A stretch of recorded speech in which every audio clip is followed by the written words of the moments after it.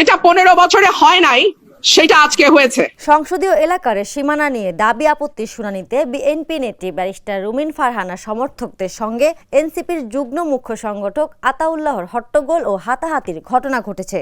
রোববার বেলা 12টায় নির্বাচন কমিশন ভবনে অনুষ্ঠিত শুনানি পর্বের এক পর্যায়ে দুই পক্ষই উত্তেজিত হয়ে পড়ে। এ সময় হাতাহাতি ও বাগবেতণ্ডায় জড়িয়ে পড়েন তারা। পরে ইসি কর্মকর্তারা পরিস্থিতি নিয়ন্ত্রণে আনেন।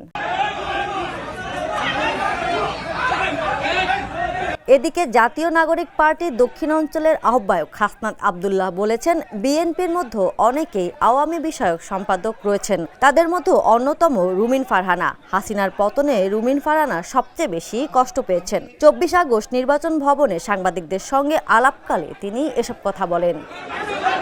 হাসনাত আব্দুল্লাহ বলেন, অতীত কাঠামোতে নির্বাচন কমিশনারদের নিয়োগ দেওয়া হয়েছে। ইসির বস্তুনিষ্ঠ ভূমিকাকে আমরা সবসময় প্রশ্নবিদ্ধ করে এসেছি। যে ন্যাক্কারজনক ঘটনা সাক্ষী পুরো বাংলাদেশ হয়েছে, এটি মূলত আগামী নির্বাচন কেমন হতে পারে এবং সেই নির্বাচনে বিএনপি কী ভূমিকা রাখবে এবং পুলিশ যে দর্শকদের ভূমিকা রাখবে, সেটি আজকে প্রমাণ হয়ে গিয়েছে।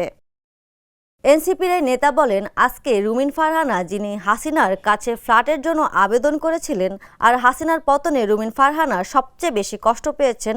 আওয়ামী লীগের থেকেও বেশি আওয়ামী লীগের পণ্য যাদেরকে মনে হয়, তাদের মধ্যে রুমিন ফারহানা অন্যতম।